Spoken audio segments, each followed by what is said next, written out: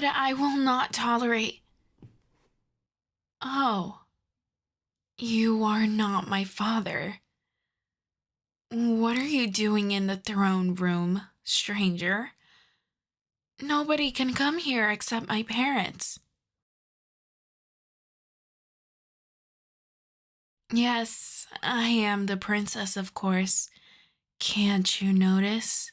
I know I'm not wearing my crown or anything, but please open those eyes and tell me this beauty can be possessed by anyone other than the princess of the sacred empire of Arya.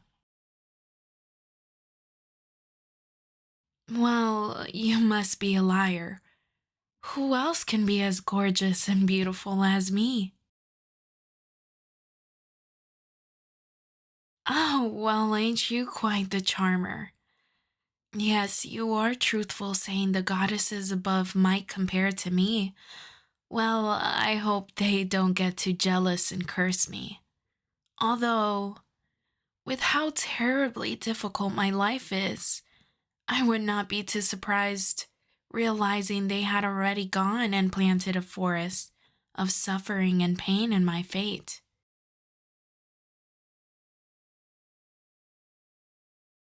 Oh, well, I can't tell my problems to a stranger like that.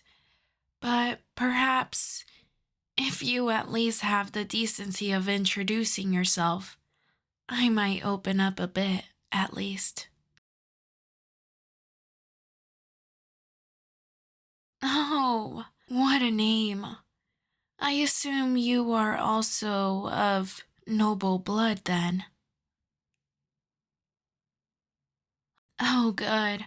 I would not assume it from how you are dressed. You must be single. No woman would allow her man to go out like that. Unsophisticated, indumentary, for a man that claims to come from a noble lineage. Anyways, I am in a dark pit of despair right now. Sit down. The story I am about to tell you is not only emotionally devastating bit, also a bit long. So, take a seat. Not in the throne, of course. Take that chair. Those are for the advisors and ministers and all the not so important people that come almost every day to beg my father to solve their problems. I will sit in the throne. My father will not mind. After all, I am the greatest joy of his life, his perfect and beautiful daughter. The queen? Well, my mom might be another source of joy in his life. True. But I'm better, of course. I am the blessing that made him and his wife the happiest couple in the universe. So they must admit I am the most important thing on their lives. Also, my mom is not as sweet and adorable as me. My servants tell me all the time how I am the most compassionate and wonderful member of the royal family.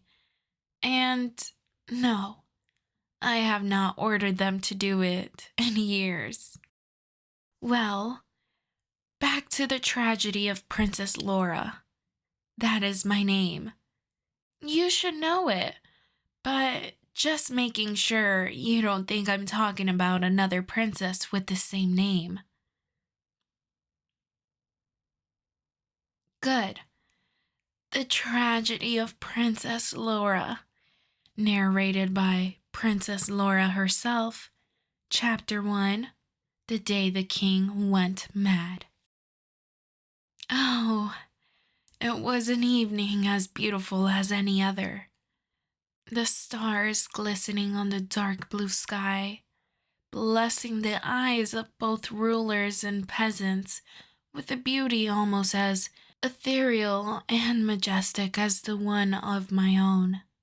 The moon with a serene grace and pale glow that soothed the soul of however contemplated her, opened with her light a path between the clouds, and rested on top of the spotless porcelain skin of the young princess that was enjoying the fresh breeze on the balcony of chambers. Then, the man she has trusted more than anyone in the world, the ruler, loved by everyone in the kingdom. The other time, rational and wise king opened the door with a smile that showed nothing more than pure love and joy. He wasted no time in saying the words that would ruin her daughter's life. Daughter, I have arranged for you to engage in marriage. Aren't you happy? Oh, my world falls apart every time I remember. The night sky became red, the laughter of demons filled the air, and every drop of blood freezed inside my veins. How could her father, the princess thought, do her something so wrong? Betray her trust? Stab her in the back? And offer his own blood as a gift to someone? And the worst part, while I was in shock, trying to understand why he was doing something so terrene, so horrible, so evil and cruel, he hugged me and said, with the same innocent-looking smile on his face, "You will be so happy, my love. I know the man well. He is one of the best." That is when dread materialized my mind. Not only I have to get married to a man I have never seen before, someone with whom I didn't even fall in love. Like, I am supposed to, with him visiting me in the first full moon of spring in a white horse, carrying a dozen red roses with the tips of its petals covered in gold, and reciting to me poetry written by his own hand, and paper stained with his own tears that he shed when transcribing with ink the immense love his heart feels for me. But to add insult to the wound, it was a man my father considered a friend? And you know what that means, right? He will be an old man, a man of his age. He will most likely look worse than my father because, at least my father, is my family. Therefore, he has some of the beautiful traits, but the rest of old man his age look terrible. And he might even be older with gray or white hair. No, probably bald, and with a big belly, and thick neck like the one of a pig, and weak arms. Imagine if I get a husband that can't even carry. So embarrassing. And if he's anything like the ministers my father has, he will have that same gross smell and those strange wrinkles in places people should have not have them. Oh, this is the most horrible thing that could happen to me. How could he arrange me with one of his friends? He could be younger than him? Well, yes, but likely no more than a couple years. He is old. He can't have any sort of friendship with someone closer to our range of age. What would they talk about? He must talk with other older men about things like how his knees hurt in winter or complain about the economy. Maybe even spend a whole hour of their lives discussing politics. Who cares about politics? I mean, yes, he governs a country, so technically, knowing what people need is part of his job. But in all honesty, He is the supreme monarch, and therefore he doesn't need to worry about what peasants think of him. He can just send them to jail if they forget their place. Some people would call that cruel, others efficient. But enough about this silly discussion and back to my story. Tragedy of the Perfect Princess Laura. Chapter 2. Ruthless Betrayal of a Mother. The woman that brought me into this world, that nurtured me and protected me as a baby, the second most angelic woman in the world, my own mother, took his side. She entered my room upon hearing my screams and cries, and with a cold stare, while holding my father's arm in her hands, she muttered a cold and unfeeling, "Sweetheart, you are overreacting. Please calm down." Oh, the dagger stuck in my back. Oh, the betrayal. Oh, the horrific pain of having my own mother against me in such a moment of torment. And then she started trying to manipulate my mind, coercing me into accepting this dreadful fate as a mindless puppet. Like, if I'm giving up my hopes and dreams and obediently accepting their impositions was the most normal thing to do. She moved a strand of her hair from her face, and without unwrapping her arms from my father, she spoke. "Baby, your father and I got married because of an arranged marriage, and we love each other. It's not something to be so scared about." Oh, I rushed to her and grabbing her silky black dress with my soft, delicate, and perfect hands, I looked at her in the eye, and in a mix of ungodly wrath and agonizing pain, I lost control of myself and attacked her dignity and pride with the harshest words I have ever said to my mother to this day. "You are a mean and ugly old lady, and you look fat in that dress." Oh, the moment those words left my mouth, I looked at myself terrified of what I have just done. My mother gasped. Yes, I said something that made her gasp. She was in such a state of confusion and horror, seeing the monster she had raised. I started to cry, and despite all that, she just hugged me. It was cathartic. But yes, all of that was forgotten the next morning when she and my father brought up the subject of marriage again during breakfast. The worst part is that she actually looked stunning in that dress. It suited her perfectly. Well, I appreciate her mercy in not punishing me for insulting her in such a grave and honestly brutal way. I can't forgive her for taking on the side of my father. She would limit herself to small positive comments on arranged marriages every now and then, but still, she should have supported me and helped me make my father change his mind. But no, she abandoned me in a moment of need. Look at her in that portrait. I can hear her in my head saying things like, "At least wait until you meet him," or "Look at how happy mommy and daddy are." Is revolting. All right, time for chapter 3 of the tragedy of the adorable Princess Laura. The night of the million tears. It was a week after the previous event.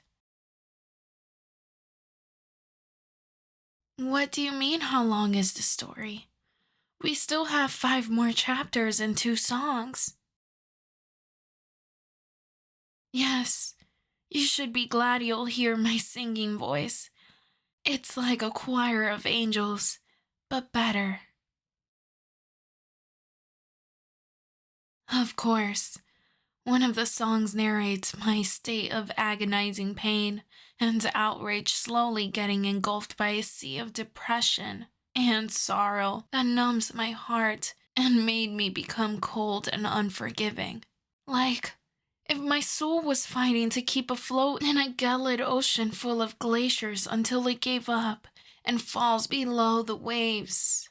Seeing the light turn into darkness, and then the chorus goes, falling down, and the sea of despair. Let me drown. Let me drown. This is beyond repair. I must admit the metaphors are highly complex and are indeed a reflection of my intellectual perfection being only comparable to my physical one. And the other one is a bit more optimistic, but with a dark undertone. When I have a dream about the man my father wants to arrange me to just be eaten by a wolf, but the song says bear, I change it to make it rhyme with the pre-chorus where it goes no ring to wear. Now that you are inside that bear is not as elegant as the previous one, and the lyrics might even be a bit crude. But I wrote it down the exact moment I woke up, not to forget the dream, before my maid could give me a daily waking up message and honey sweetened tea on the bed. So my brain was not working at its full capacity. Anyways, if it's written by me, it's always a great song. Ask any of my servants, they will confirm it. And they do not just praise me in order not to get fired. They actually can appreciate my artistic skills. Oh, well, I mean, no, of course, I don't really want a friend of my father to be eaten by a wolf, a bear, or any animal, or any person for that regard. I am not a monster, but if it frees me from spending the rest of my life with a man that looks like a featherless, fat turkey, then maybe I would not be able to help but not feel that bad about it. Well, yeah. So what if he being ugly is my main concern? I am gorgeous. I deserve someone handsome. It's just normal that a godly divine beauty as myself gets at least a decent looking man as the future father of her sons. I swear, being a princess is so hard. One day you are being worshipped by your servants and drinking tea so expensive. The contents of the cup made out of gold cost as much as the cup itself. And the next day, your parents betray you. What do I think about you? Well, out of the blue, but you seem like a very good listener. Yes, you are also nice and polite. I like that. I mean, looks-wise, you are all right. You are rather handsome when one takes a close look. Not saying you are the incarnation beauty itself, or that I would decorate the palace halls with statues based on your image, but you look attractive enough as to maybe steal a couple of glances when you enter a ballroom.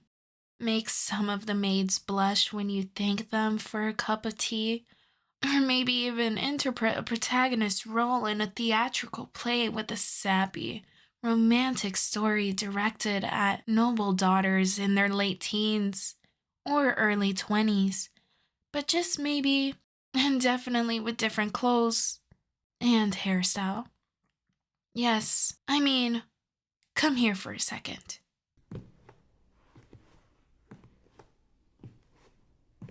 Let me touch your hair a bit. Yes, this looks better already. I swear, when you try to make it look too fancy, it makes you look like you are wearing one of those wigs old men wear at courts. More natural is better. Yes, indeed. You look very handsome now. All thanks to me. I must be indeed an incarnation of the goddess of beauty itself. After all, I can even make other people look better with a simple touch of my hand. I'm quite amazing, aren't I? Oh, right. By the way, you dodged my question before. What are you doing in the throne room? What on earth did you just say?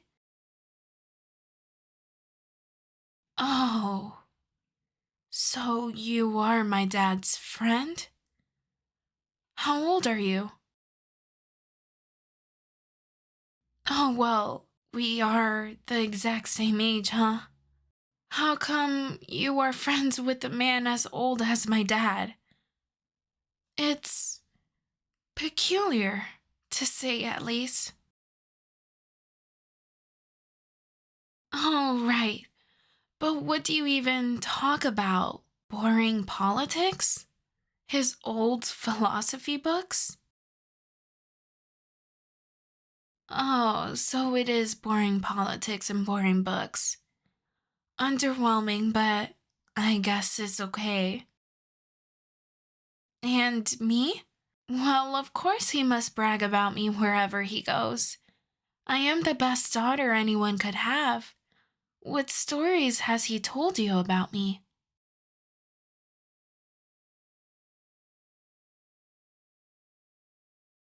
I did never struggle to learn anything in my life.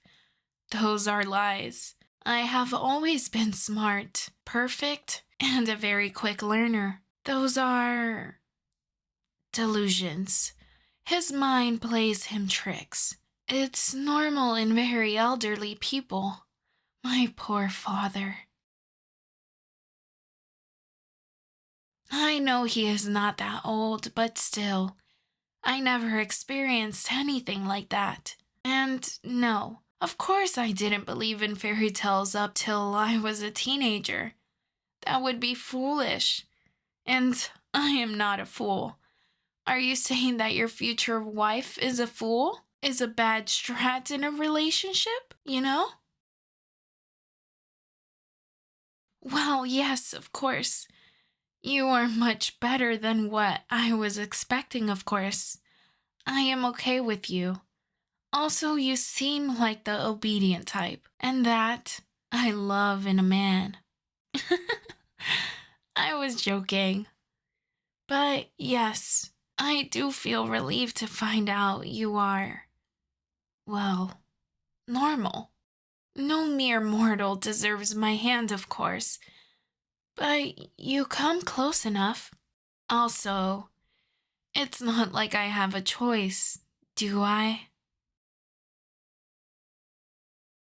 You would cancel? Excuse me, you should be reassuring the chance you have. The opportunity to make the most wonderful woman in the whole extent of creation, of the universe, your wife, is not the sort of thing a man with a brain would decide to cancel under any circumstance, you know? Why would that be a possibility to contemplate? Oh, if I was too against, you'd cancel for my sake? You should be more selfish. Well, regardless, that does not matter. You suffice my expectation, so rest assured. Also, next time we see each other, you would come wearing a cape and a white horse, right? Is it too much to ask? Great. Not a red cape. It's too flamboyant. A blue one, okay? And I expect you to invite in at least a few dates before the actual ceremony. Think about sophisticated and entertaining date ideas. That will be your homework. Good. You are the obedient type after all. No, stop. I already told you I like that. Well, I will go tell my parents I agree. You. See you soon, dear.